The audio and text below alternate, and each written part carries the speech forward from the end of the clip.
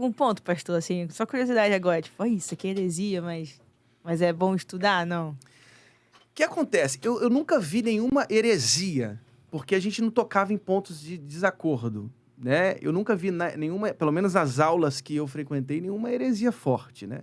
Mas a gente tem pontos de distinção, né? Não tem como. Eu não posso conviver com coisas que eu entendo que não são bíblicas. Mas isso não era tocado, pelo menos em sala de aula. Eu acho que a PUC é um lugar, eu acho que é uma expressão de exemplo, eu diria, porque lá eles convivem com os diferentes, eles se respeitam. Então, quando você está numa instituição como essa e fazendo lá uma pós-graduação, você já começa porque o mestrado e o doutorado é diferente da graduação, né? A graduação pode, talvez, tocar em temas mais doutrinários. Então, eu não fiz a graduação na PUC. Eu fiz minha graduação no Seminário do Sul e na Metodista de São Paulo. Então, não tive problemas nesses ambientes. Agora, veja, até em seminários evangélicos, a gente tem que entender isso, até em seminários evangélicos nós temos muitas heresias. Então, foi dentro de seminários evangélicos que eu conheci o liberalismo teológico, por exemplo. O que é isso, pastor? Então, o liberalismo teológico é um movimento racionalista. Eu vou chamar de racionalista porque eu não quero chamar de racional.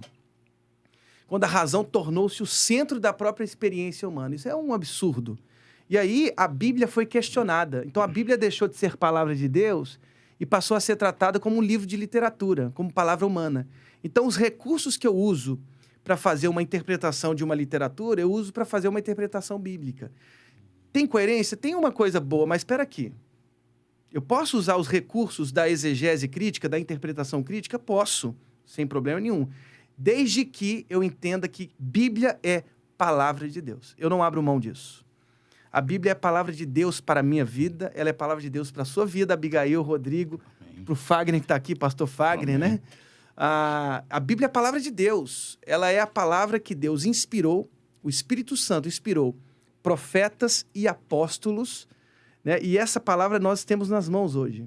Nós temos a possibilidade de abri-la todos os dias e reconhecer a vontade de Deus para a minha vida, para as nossas vidas.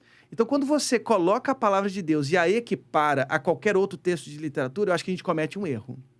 Eu posso usar recursos da exegese crítica, da interpretação crítica, sem sombra de dúvida, não há problema nenhum para mim, desde que eu entenda que é palavra de Deus. Ela está acima de qualquer teologia que eu faço. Né?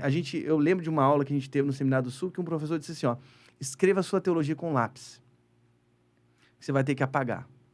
Então, quando a gente olha para os profetas, a gente olha para os apóstolos, a gente tem que olhar com reverência.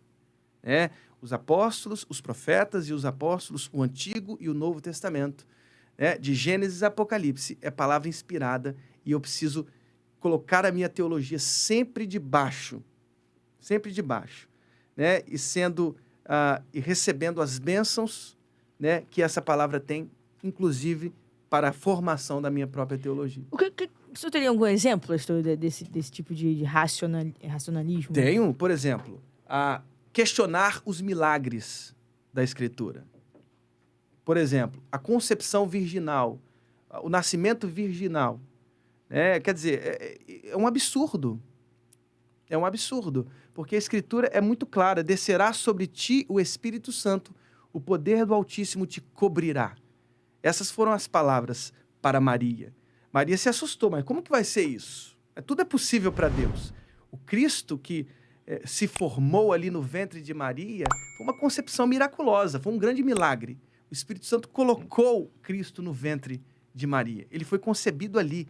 Ele assumiu o corpo humano, ele assumiu a carne humana ali no ventre de Maria. E não teve participação de homens. Né? Esse é o grande absurdo.